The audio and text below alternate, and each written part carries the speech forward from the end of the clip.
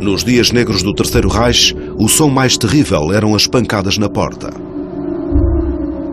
Toda a gente que vivia sob o jugo nazi temia uma organização secreta à qual Hitler chamou a sua arma mais mortífera. Sem ela, as ambições de Hitler nunca teriam sido realizadas. Como um instrumento do terror estatal raramente foi igualada. No entanto, até agora, a sua história completa nunca tinha sido contada. A Gestapo. Primeiro episódio. A Forja.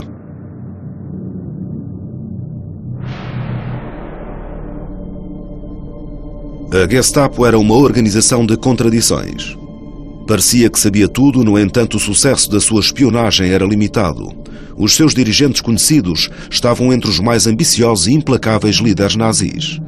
Mas o verdadeiro arquiteto do seu sucesso escondia-se das luzes da ribalta. Até durante o auge do seu terror, poucos sabiam quem era o gênio sinistro que guiou a Gestapo. E, não obstante o seu nome ter exercido um fascínio sinistro durante mais de meio século, os trabalhos da Gestapo permaneceram encobertos.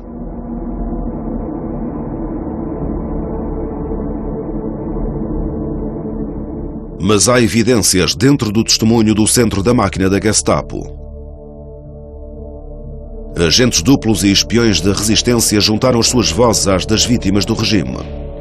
Muitos já morreram, mas as suas palavras, registadas em diários, jornais e aqui dramatizadas, continuam vivas.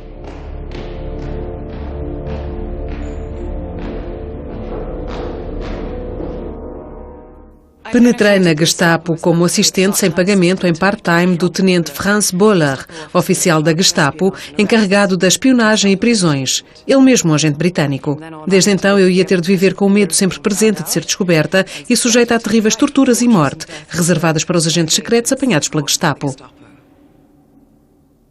Gestapo. Só esta palavra tem uma ressonância especial em todo o mundo.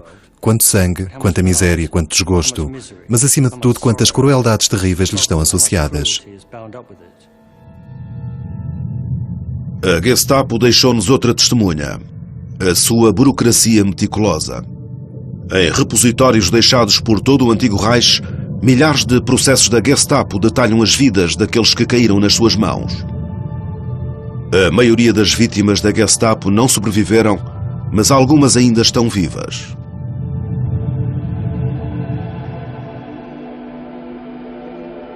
Milodor foi preso pela Gestapo em 1942, quando tinha 19 anos. Foi interrogado e torturado quase até à morte. Tudo isso está registado no seu processo. Gestapo 4C. Número romano 4C. Devido à atividade subversiva.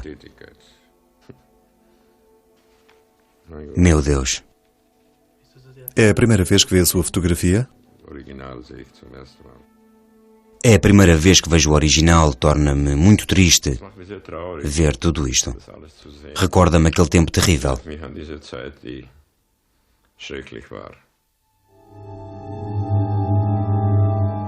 O nome Gestapo personifica o horror da polícia secreta nazi, apesar da Gestapo ser apenas uma de uma rede de agências de segurança nazis igualmente impiedosas. A sua imagem é de uma máquina fria e infalível. A reputação da sua rede de agentes espalhou-se por todo o lado, no entanto era uma organização pequena. Em 1941 havia apenas 8.000 agentes, que vigiavam mais de 70 milhões de pessoas. O arquétipo do agente da Gestapo é uma figura sinistra, com um casaco comprido de cabedal negro, mas de facto a maioria dos funcionários da Gestapo eram burocratas sem rosto. Como é que a Gestapo conseguiu exercer um controle total sobre as ações de uma população tão grande e em crescimento, e talvez mais importante, sobre a sua imaginação? As respostas estão na complexa história da governação de Hitler, do Terceiro Reich. A Gestapo não apareceu de repente. O seu crescimento foi gradual, o seu progresso ditado pelas ambições e rivalidades dos seus primeiros criadores. No entanto, ao longo de todas as fases foi impulsionada por um simples objetivo, o controle social total. As suas raízes estão na instabilidade dos anos que se seguiram à Primeira Guerra Mundial. A Alemanha, humilhada pelos aliados, despojada do seu poder e forçada a pagar enormes somas em reparações, enfrentava a anarquia e a ruína. Um governo sem lema observava fascistas e comunistas a lutarem nas ruas, enquanto a polícia prussiana local tentava manter o controle.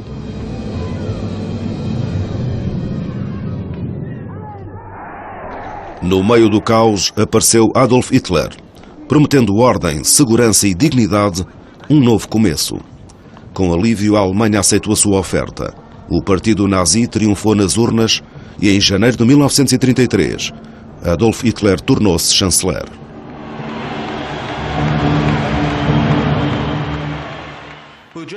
A resposta do povo alemão à agitação política e violência nas ruas foi naturalmente extrema inquietação.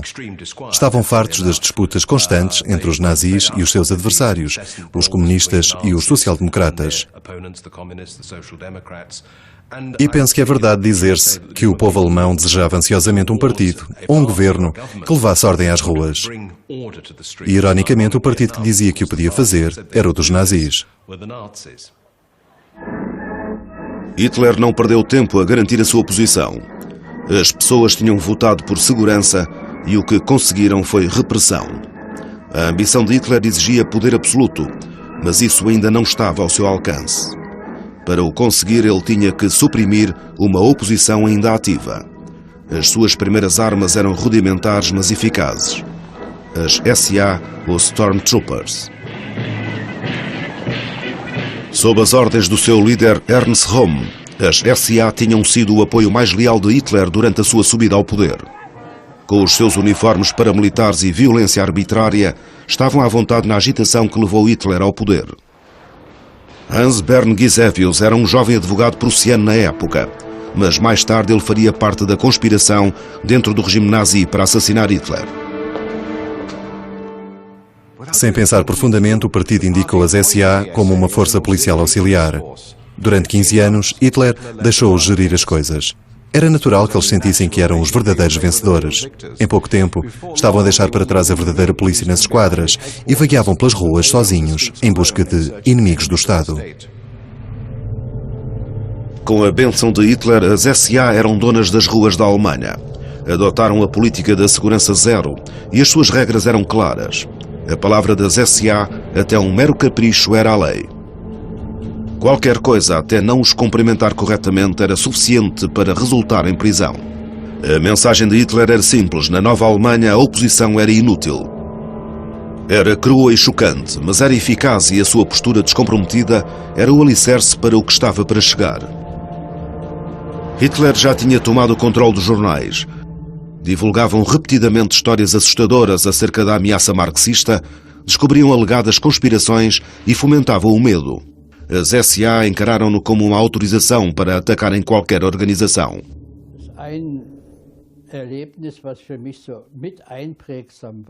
Foi uma experiência realmente importante para mim.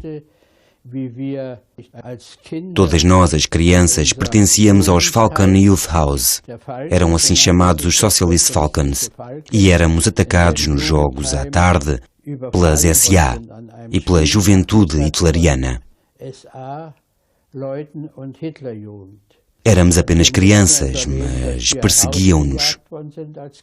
E os mais velhos eram espancados violentamente.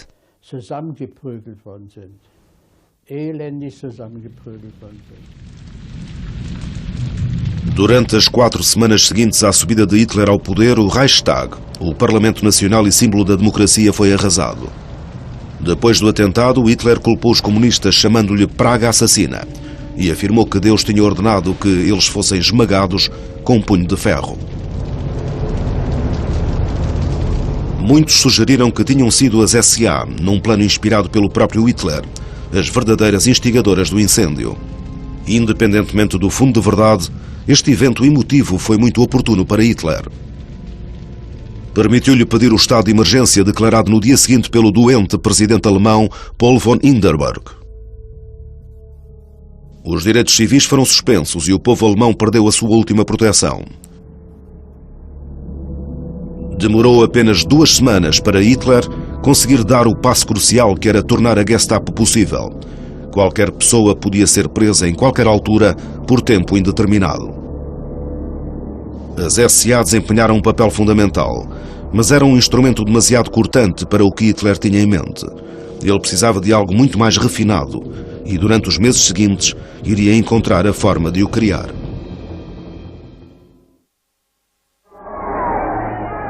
Em 1933, a Alemanha tinha votado em Hitler e no seu partido nazi para ocuparem o poder e permitir que todos os direitos civis fossem suspensos. Hitler estava a trabalhar no seu plano mestre para o Terceiro Reich, mas entretanto a polícia auxiliar, as SA, controlava as ruas. Faziam tantas detenções que não havia lugar para colocar os prisioneiros. Nessa altura apareceram os bunkers, as terríveis celas privadas das SA.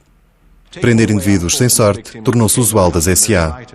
O tipo de violência que acontecia nas nossas cidades é quase inacreditável. Os chamados campos selvagens eram prisões improvisadas. Em Oranienburg, por exemplo, uma antiga fábrica de cerveja foi recrutada. Enquanto os filmes de propaganda a mostravam como um centro de reeducação disciplinado, com exercícios matinais, a verdade era muito diferente. 900 pessoas estavam ali amontoadas à mercê das SA, que eram torturadas e mortas com a maior liberdade. Toda a gente teve a sua vez. A Frente Vermelha, os social-democratas, todos os que não eram fascistas. E os judeus. A campanha anti-judeus das SA tinha sido montada eficazmente. Joseph Goebbels, o ministro da propaganda de Hitler, legitimou-a anunciando medidas contra todos os negócios dos judeus na Alemanha. Heute Morgen um 10 Uhr hat der Boykott begonnen. Wird bis die Mitternachtsstunde fortgesetzt. Vollzieht sich mit einer schlagartigen Wucht, aber auch mit einer imponierenden Manneszucht. As SA não precisaram de mais encorajamento. O seu comportamento tornou-se ainda mais ultrajante e foram os judeus que suportaram a pior parte. Até os apoiantes de Hitler estavam chocados e desorientados com tamanho abuso. Hitler puxou as rédeas às SA. Já tinha desempenhado o seu papel, a polícia regular regressou às ruas. Hitler estava a trabalhar num plano maior. Ele tinha visto a eficácia das SA no controle da oposição, mas também estava ao corrente da sua crua autoindulgência, da sua liderança corrupta e da sua falta de disciplina. Não era essa a imagem que ele queria projetar. Ele sabia exatamente o que queria. Algo que pudesse pegar no medo criado pelas SA e refiná-lo. Uma força policial secreta para servir o Führer, o partido e o Reich. Ele chamou-lhe Geheimstaatspolizei, ou Polícia Secreta de Estado, mas viria a ser conhecida pela sua abreviatura, uma palavra que se tornaria sinónimo de medo: Gestapo. Hitler já tinha colocado unidades de segurança e vigilância, mas a Gestapo teria de ser algo diferente. Teria de ser secreta, mas muito bem conhecida. A nova força tinha o seu quartel-general na Prinz Albrechtstraße, em Berlim. No início, a sua jurisdição era apenas na grande província da Prússia Oriental, onde havia apenas 200 agentes, todos oportunistas altamente educados. Para o seu líder, Hitler escolheu Hermann Göring, entre os mais ambiciosos e convencidos de todo o grupo nazi. Göring vigiava o seu poder executivo sobre a força policial na Prússia muito de perto. A Gestapo era sua criança mimada. E ele sabia muito bem que ela detinha a chave do seu poder. O Führer gostava de ler os seus relatórios secretos, altamente dramatizados e apimentados. As instruções de Göring eram simples: procurar a oposição onde quer que ela se encontrasse. Mas os principais inimigos dos nazis, comunistas, social-democratas e sindicatos, já tinham passado à clandestinidade. Encontrá-los exigia perícia, a perícia de uma polícia treinada. Göring assegurou-se de que a nova força sabia que aquele era um tipo de trabalho policial diferente. Eles não deveriam apenas perseguir criminosos. Alle diejenigen, die ausschließlich wegen ihrer roten oder schwarzen Gesinnung und zur Unterdrückung aller nationalen Bestrebungen in Amt und Würden sitzen, hinausfegen. Mas Göring em breve teria competição por parte de Heinrich Himmler e de Rainer Heydrich, duas estrelas em ascensão na hierarquia nazi, que estavam a ser alvo de olhos invejosos na nova organização. Himmler tinha estado ao lado de Hitler desde os primeiros dias em Munique, capital da província do sul da Bavária, onde todo o movimento nazi tinha começado uma década antes. Lá liderara as SS, o Serviço de Segurança Pessoal de Hitler. Sob as suas ordens, as SS expandiram-se, alargando o seu alcance sobre a polícia da Baviera. Sem surpresa, ele estava a mostrar-se muito interessado pela Gestapo, tal como o seu colega líder das SS, Rainer Heydrich, um esperto e ambicioso jovem nazi.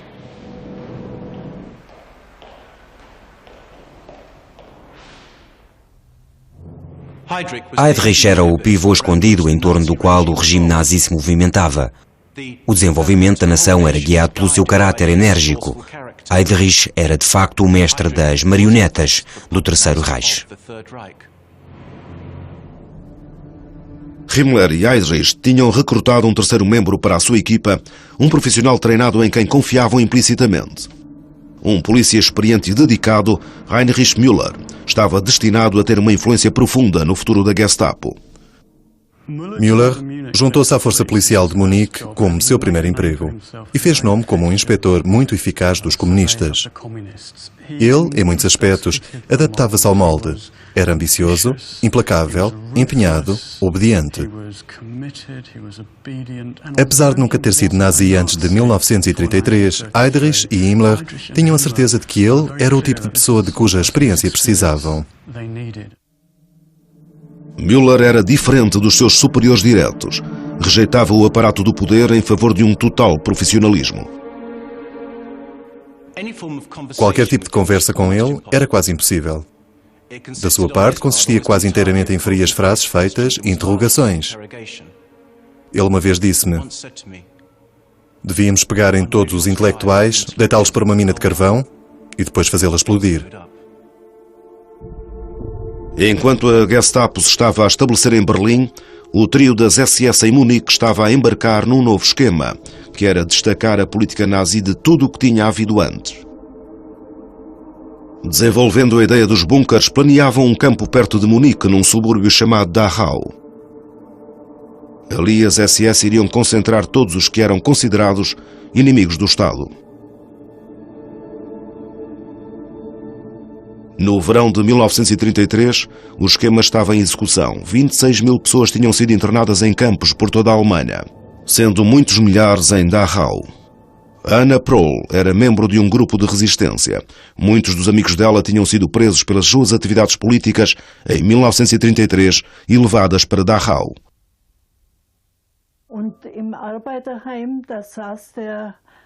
O comunista Leonhard Hausmann estava na Casa dos Trabalhadores. Falei-lhes nos pósteres que diziam que Hitler era chanceler do Reich.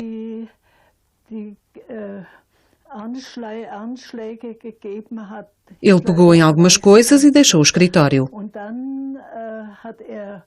Não fugiu, simplesmente saiu do escritório.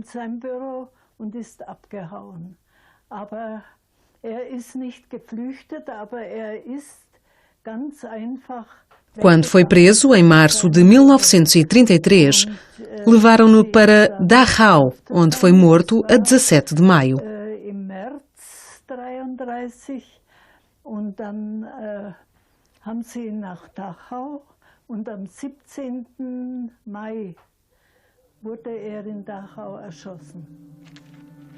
Para o resto do mundo, Dachau era apresentado como um campo de descanso, mas em breve a verdade tornou-se óbvia.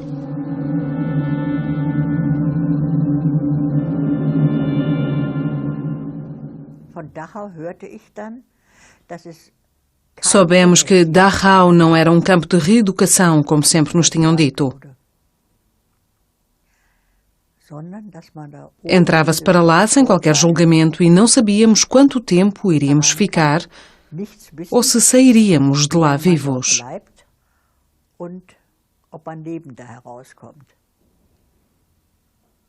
Ouvimos dizer que as pessoas eram lá torturadas, espancadas e que até podiam lá morrer.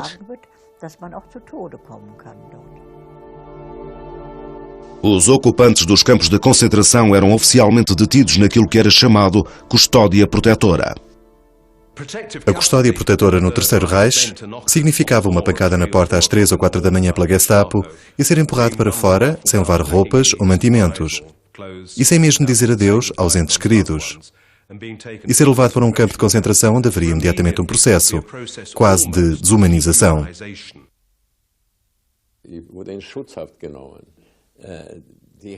Eu fui levado para a custódia protetora. Eles protegiam a sociedade de nós como se fosse o contrário. E não precisavam de provas nem nada. Levavam-nos para um campo de extermínio sem nada. Eles não precisavam de nada para o fazer. Nos campos de concentração, o trio das SS tinha criado o castigo máximo para os dissidentes. Em Berlim, a Gestapo estava a preparar uma máquina super eficaz para os detectar. Para os desejosos de poder, Himmler e Heydrich, a perspectiva de ganhar o controle de ambos era irresistível.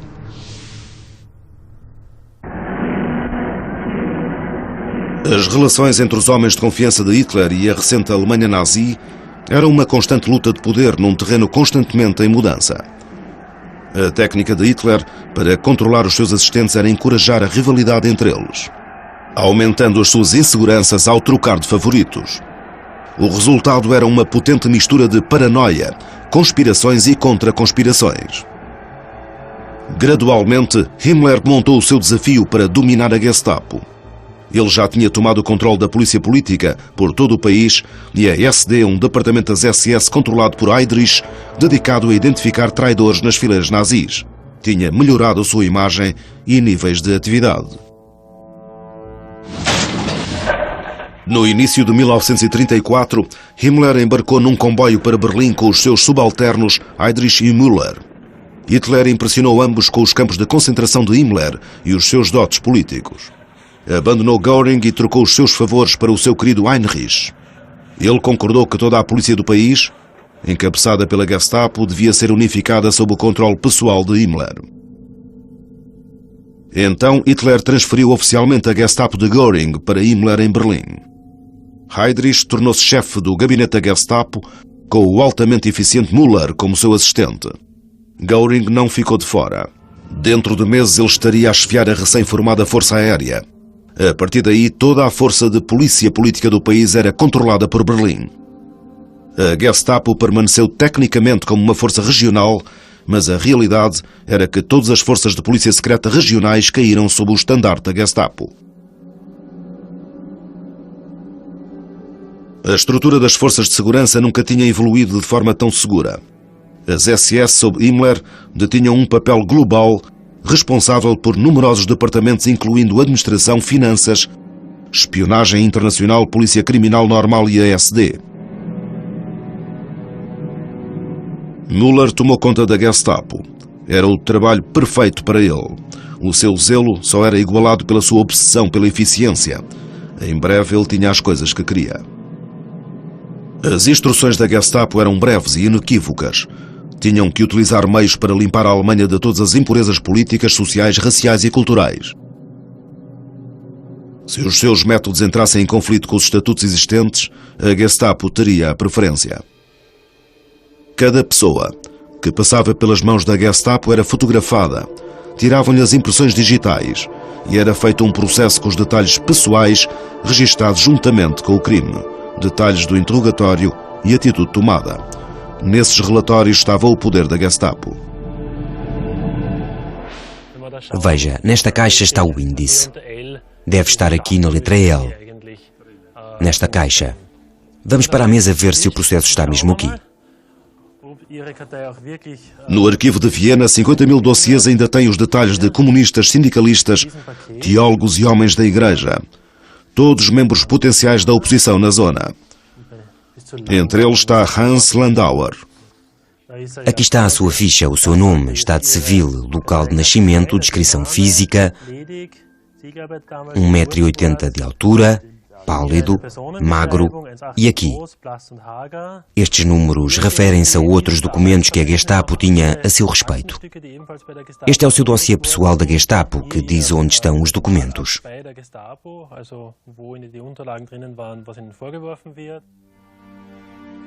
Os processos são iguais aos de inúmeras burocracias. A linguagem é formal e há caixas por cada informação. É como se a papelada legitimasse as ações que registra tão conscienciosamente.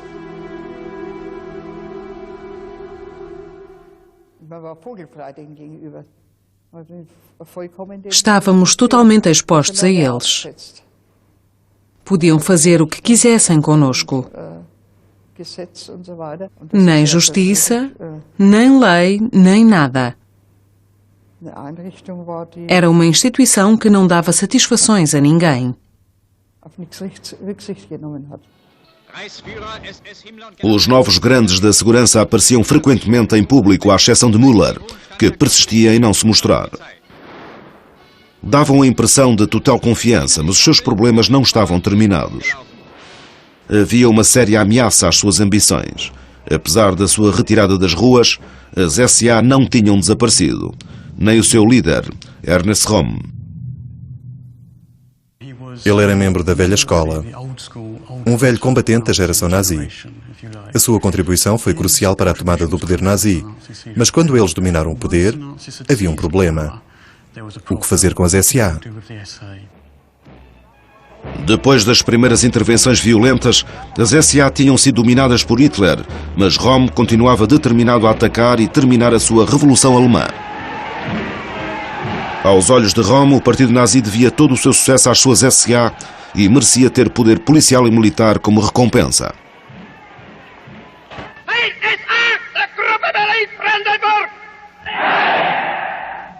Dass es mit das Verdienst jedes einzelnen Richter einfachen SA-Mannes ist, wenn heute ein anderes Deutschland Welt gegenübersteht. Sieg!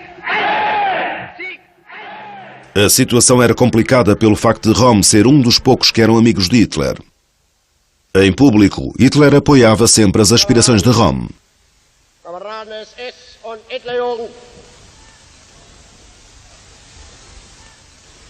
eine große Zeit ist angebrochen und wir sind nur ihre lebenden Zeugen, sondern ihre Gestalter. Röhm estava convencido de que podia transformar os seus quadrões indisciplinados em quadros para o exército do futuro. A sua ideia era simples e lógica. Quanto mais cedo se aproveitasse do primeiro recrudescimento, depois da tomada do poder, para tentarem furar a selva de leis e labirintos da política estrangeira, mais cedo o seu exército revolucionário se iria tornar no exército alemão do futuro. Röhm estava a tornar-se um problema. Hitler, adotando a sua técnica habitual de divisão, incumbiu os seus outros homens fortes de derrubarem Röhm. As rodadas de cerveja das SA estavam a tornar-se incomodativas. Eles representavam os mais extremos, violentos e fanáticos elementos do movimento nazi daquela época. As atividades de Röhm para criar uma milícia privada podiam constituir uma ameaça para o Estado, mas isso era apenas um pretexto. No ambicioso Himmler e no mais ainda ambicioso Heydrich, Himmler encontrou carrascos ansiosos, cada um deles a ver a oportunidade de aumentar o seu próprio poder. A 27 de junho de 1934, numa reunião secreta na Prinz Albrechtstraße, Heydrich anunciou que os serviços secretos confirmaram que as SA, sob o comando de Röhm, estavam a planear um golpe. Era uma mentira deliberada. Heydrich e Müller coordenaram a chamada contra-operação a partir do quartel-general da Gestapo. Heydrich preparou uma lista, assinada por Hitler, de quem deveria ser morto.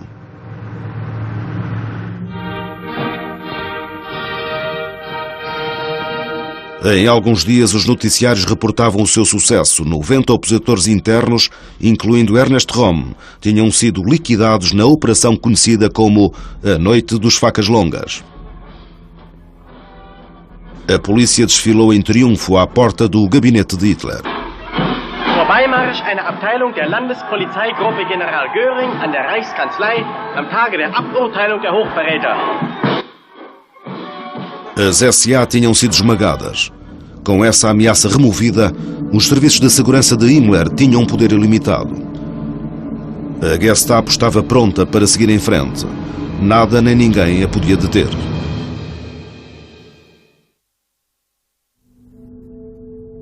Hitler, Himmler, Heydrich e Müller tinham agora o controle total da segurança da Alemanha.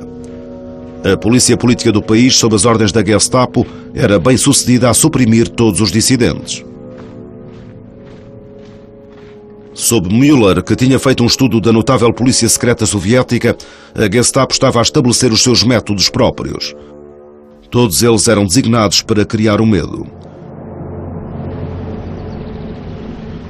Johann Schwert fazia parte da pequena oposição restante, imprimindo e distribuindo panfletos e recolhendo fundos para a guerra civil em Espanha. Mal tinha entrado em casa quando 2 homens armados apareceram à porta. Fui levado diretamente do apartamento para a prisão. Prisão da polícia. Eles sabiam muito acerca de mim, porque já tinham interrogado pessoas. Foi quando me começaram a bater na cara. Fui espancado durante a primeira hora. É uma coisa terrível quando não sabemos quando nos vão tirar da cela e o que vai acontecer connosco.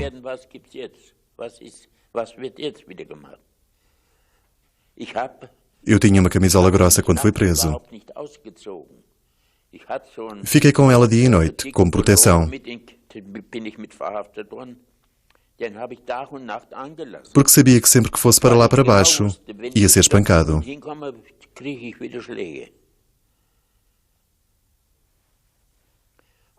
Aquilo passou-se durante dias. Dia e noite. Dia e noite. Johann Schwert passou por 4 prisões até à sua libertação em 1945, 10 anos depois. 5 desses anos foram passados na solitária, interrompidos apenas pelos interrogatórios da Gestapo. Schwert é um dos poucos que tiveram sorte. Poucas das outras vítimas da Gestapo sobreviveram. No entanto, na propaganda, a Gestapo era mostrada como guardiã do povo e que estava ali para servir. Cartazes mostravam a polícia como um amigo para servir, protegendo a sociedade das forças negras que a ameaçavam. Até apareciam em jogos para crianças.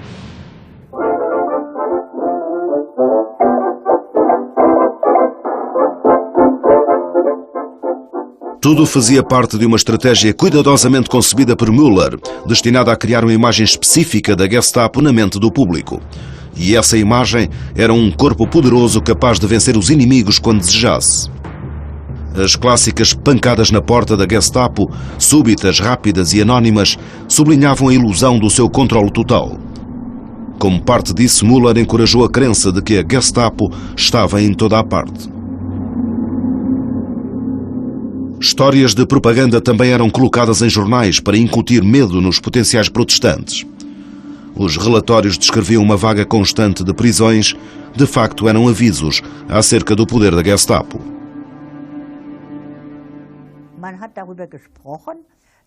Falávamos acerca de como a Gestapo observava as pessoas e garantia que elas não diziam nada de mal acerca do regime.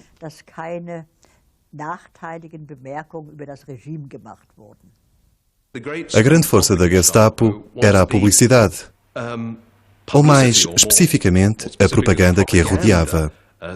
O mito de que a Gestapo estava ali e em toda a parte. Por isso, cada alemão que fizesse um comentário levemente adverso ao regime devia olhar por cima do ombro. Isso era conhecido pelo olhar alemão, Die Deutsche Blick. De facto, o conhecimento da Gestapo era menos compreensivo do que a sua imagem, cuidadosamente mantida, levava a crer. Mas a acumulação de informações continuava a ser muito maior do que se poderia esperar de um tão pequeno grupo de oficiais. Como é que isso era conseguido? A resposta está nestes arquivos. Meticulosamente conservados, registram milhões de informações pessoais. E a maioria foi entregue à Gestapo por informadores. Era o público alemão que fazia muito do trabalho da Gestapo. Os oficiais eram empregues para analisar e organizar os dados que chegavam. Eu disse: o que se passa consigo? Era um alfaiate com cerca de 50 anos. A minha filha denunciou-me e a minha mulher. Ela queria casar com um homem das SS e os pais não queriam. Por isso ela foi à Gestapo e os pais foram presos. Não eram apenas casos pessoais. Havia muitas pessoas que ficavam felizes por dar informações dos vizinhos se eles fizessem comentários contra o regime de Hitler. Alguns faziam-no na sincera convicção de que o futuro da Alemanha era mais importante do que o destino de indivíduos. Outros faziam-no por inveja ou por vingança. Mas a maioria informava para se salvar e à sua família. Por isso era sabido que uma suspeita da Gestapo levava ao campo de concentração. A palavra de um agente era o suficiente.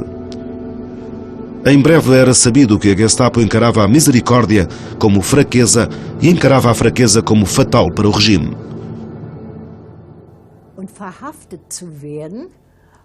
Era terrível ser preso. Significava morte. Estávamos sempre a ouvir dizer que este e aquele tinham desaparecido.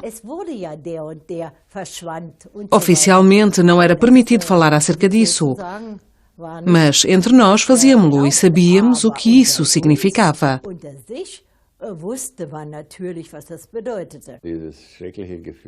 Havia um sentimento terrível de estarmos indefesos e sermos humilhados.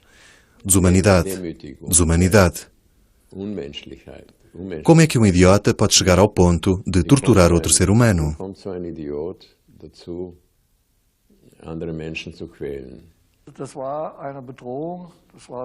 Era uma ameaça, o epítome do que era o regime nazi.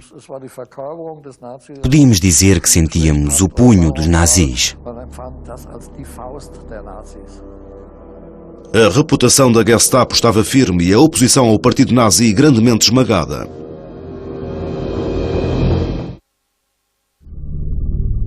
No final dos anos 30, a Gestapo tinha purgado a Alemanha de toda a resistência visível. Era o momento em que os seus líderes sentiram que podiam cumprir o seu verdadeiro destino e moldar o futuro do Reich de 1000 anos. Heydrich colocou em palavras a nova tarefa da Gestapo. A polícia do Estado Nacional Socialista irá, acima de tudo, cumprir a tarefa de reconstruir a sociedade do povo de baixo para cima, de acordo com os preceitos da liderança política. O ideal nazi era o Volksgemeinschaft, a sociedade do povo. Esta sociedade tinha de ser baseada em igualdade, unidade e harmonia social, mas apenas para aqueles que merecessem. Requeria conformidade absoluta. A tarefa da Gestapo era fazer listas daqueles cujas ações os tornavam impróprios. Os crimes que garantiam a inclusão nas listas eram muitos e variados. Não se esperava que a Gestapo prendesse os que se encontravam nas listas. Eram muitos e a tarefa era delegada para as forças policiais locais.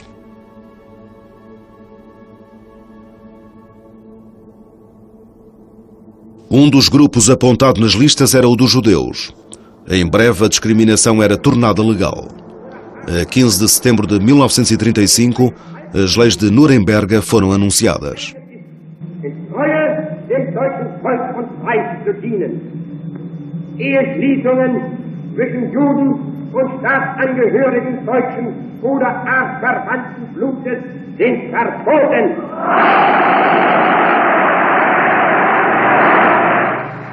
A discriminação contra os judeus tinha agora uma base oficial, as leis raciais. O povo precisava de pouco encorajamento.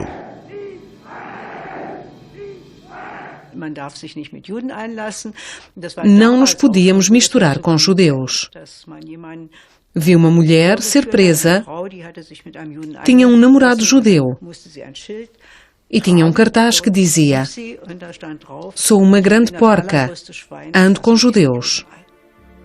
Uma nova geração de pseudociência entrou no currículo. Eu pertencia à chamada meia-raça de primeiro grau.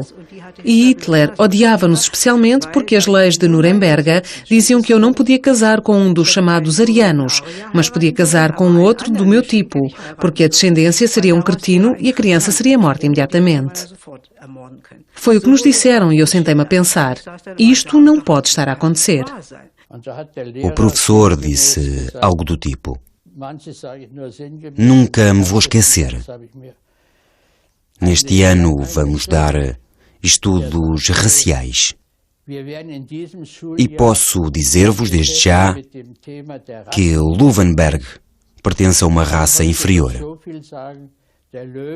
Foi o que ele disse e eu fui para casa, lavado em lágrimas.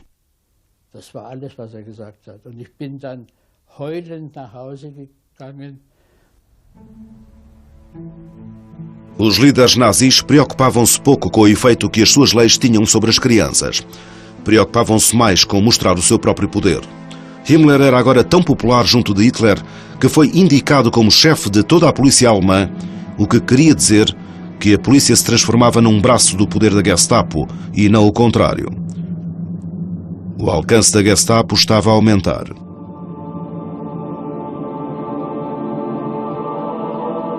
A Gestapo era tão eficaz nas suas tarefas domésticas que no final dos anos 30 estavam prontos para abrir as suas asas para mais longe. E Hitler estava pronto para um novo papel para ela. Ele tinha planos para expandir o Terceiro Reich e os novos territórios tinham que ser pacificados. Hitler atribuía à Gestapo a tarefa de desmantelar a resistência no estrangeiro. Heydrich preparou os planos. A Gestapo iria acompanhar as forças armadas alemãs, as Wehrmacht, nos seus primeiros movimentos no estrangeiro, no território dos vizinhos mais amigos da Alemanha. Müller encarregou os seus agentes de mais confiança de elaborarem listas secretas dos mais prováveis causadores de problemas. Seriam presos e deslocados assim que o movimento militar começasse. A Áustria, em março de 1938, foi a primeira a ser anexada.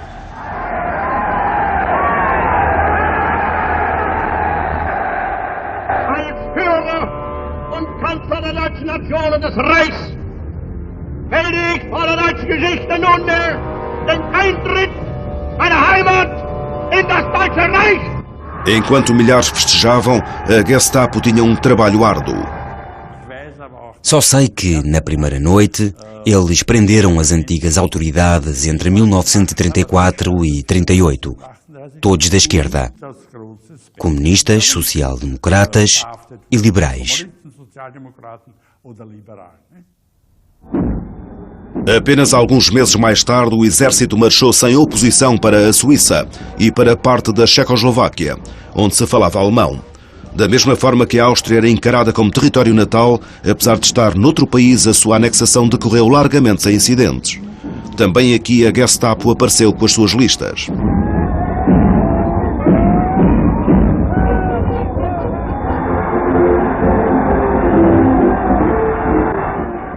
Depois, em Praga, com a queda de Sudetenland, foi fácil tomar a capital checa.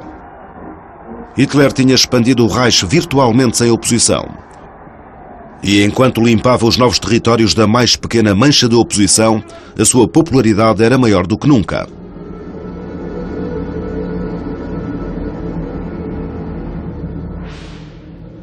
Havia pouca esperança de que Hitler parasse a sua agressão. A sua máquina de propaganda começou a falar em guerra na Europa. No quartel-general da Gestapo, os planos já tinham sido lançados. Heydrich, Müller e um pequeno grupo de oficiais de confiança estavam a preparar a Operação Tannenberg. Era um esquema impiedoso e brutal, deliberadamente destinado a enganar tanto o público alemão como o resto do mundo. A Gestapo tinha sido encarregue de elaborar um plano que iria atirar a Europa e o mundo todo para a guerra. O seu poder era agora imenso. No início da guerra, a Gestapo está no centro do enorme aparato de terror, cujos braços se estendem para todas as partes da sociedade alemã. Tinha esmagado a esquerda eficazmente. Estava no caminho de demonstrar a sua visão de comunidade germânica, onde os estranhos seriam erradicados. E estava perfeitamente colocada para vigiar a sociedade germânica quando a guerra começasse. Era um momento histórico. Müller e a sua Gestapo estavam preparados para juntar mais milhões às suas listas de vidas desfeitas e estavam mais que prontos para os novos desafios que se avizinhavam.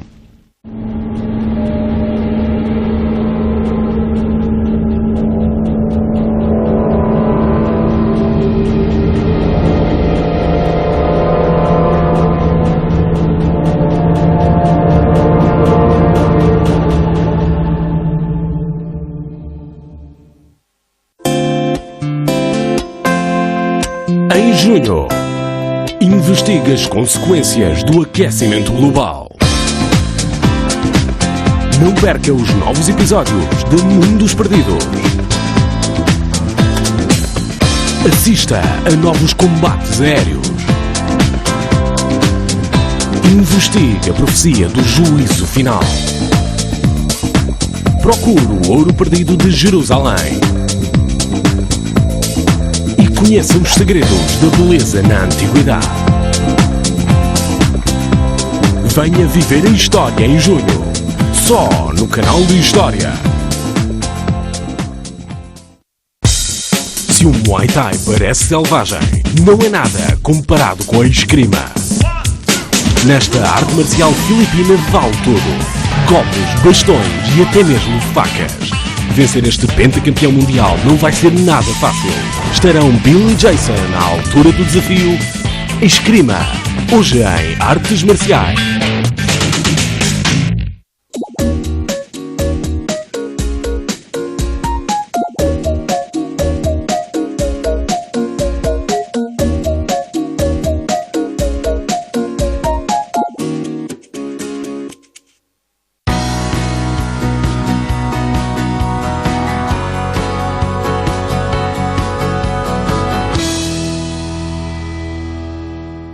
De acordo com a maioria dos compêndios de história, Hitler ter-se-á suicidado juntamente com Eva Braun, em 1945. No entanto, existe quem acredite que o suicídio de Hitler foi encenado e que ele fugiu e se escondeu. Se esta fraude elaborada for verdade, então não só é uma das fugas mais extraordinárias da história, como cumpre a profecia final de Nostradamus. Mas as profecias nazis não terminaram com Nostradamus. Continuaram com previsões assustadoramente precisas da Primeira e Segunda Guerra Mundiais, feitas 100 anos antes do início da batalha. As profecias eram tão aterrorizantes para os nazis que tentaram apagar a memória dos profetas da face da Terra.